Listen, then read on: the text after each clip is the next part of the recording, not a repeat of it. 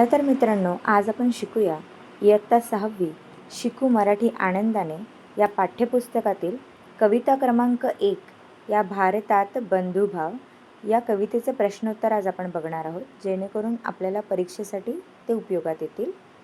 सुरू करूया. प्रश्न क्रमांक 1. रिकाम्या जागी योग्य शब्द भरा. 1. या भारतात बंधुभाव नित्य वसू दे. बंधुभाव ही रिकामी जागा आहे. दुसरी, सकळास कळो मानवता राष्ट्रभावना. मानवता ही रिकामी जागा आहे. तिसरी, नांदोत सुखे गरीब अमीर एकमताने. अमीर ही रिकामी जागा आहे. 4. खळनिंदका मनी ही सत्य न्याय वसू दे. सत्य न्याय ही रिकामी जागा आहे. 5. तुकड्यास सदा सर्वदा सेवेत कसू दे. सेवेत ही रिकामी जागा आहे. सुरू करूया. प्रश्न क्रमांक 2. आकृत्या पूर्ण करा. आकृतीतील प्रश्न हे पेनाने आकृत्या काढणं हे अनिवार्य असतं. 1. प्रार्थनेतील मूल्ये.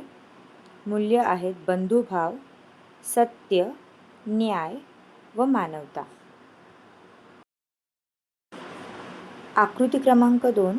भारतातील वैशिष्ट्ये. वैशिष्ट्ये आहेत बंधुभाव, विविधता व एकता. प्रश्न क्रमांक 3. उत्तरे लिहा. 1. राष्ट्रसंत श्री तुकडोजी महाराजांनी काय वर मागितलं आहे? उत्तर, या भारतात बंधुभाव नित्य वसू दे असा वर तुकडोजी महाराजांनी मागितला आहे. 2. कवीने कोणते सद्गुण अंगीकारण्यास सांगितले आहेत? उत्तर, सत्य, न्याय, सौजन्य, बंधुभाव आणि मानवता हे सद्गुण अंगीकारण्यास सांगितले आहेत. वळूया पुढच्या प्रश्नाकडे. प्रश्न क्रमांक 4. 2 ते 3 वाक्यात उत्तरे लिहा. पहिला प्रश्न आहे, या भारतात बंधुभाव या कवितेतून आपल्याला कोणता संदेश मिळतो? उत्तर, सर्वांनी जात, धर्म, पंथ, श्रीमंती, गरिबी याचा भेद न करता प्रेमाने व एकतेने राहावे. सत्य, न्याय व मानवतेचा मार्ग स्वीकारावा असा संदेश आपल्याला या कवितेतून मिळतो. प्रश्न क्रमांक 2.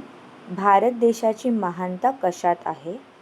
उत्तर, भारत देशाची महानता त्याच्या विविधतेत, बंधुभावात आणि सर्व धर्माचा आदर करण्यात आहे. पुढील प्रश्न क्रमांक 3.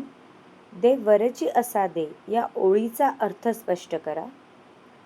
उत्तर, देवाने सर्वांना न्याय, समानता, चांगले विचार, सत्य व समाजसेवेची प्रेरणा द्यावी असा या ओळीचा अर्थ आहे. पुढील प्रश्न क्रमांक 5.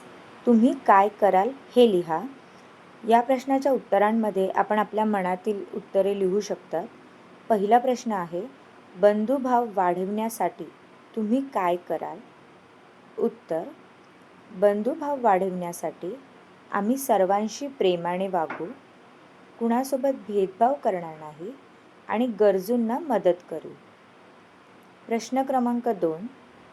शाळेत एकता कशी राखाल? उत्तर, सर्व मित्रमैत्रिणींसोबत मिळून मिसळून राहीन, कुणासोबत भांडण करणार नाही आणि सर्वांचा आदर करेल.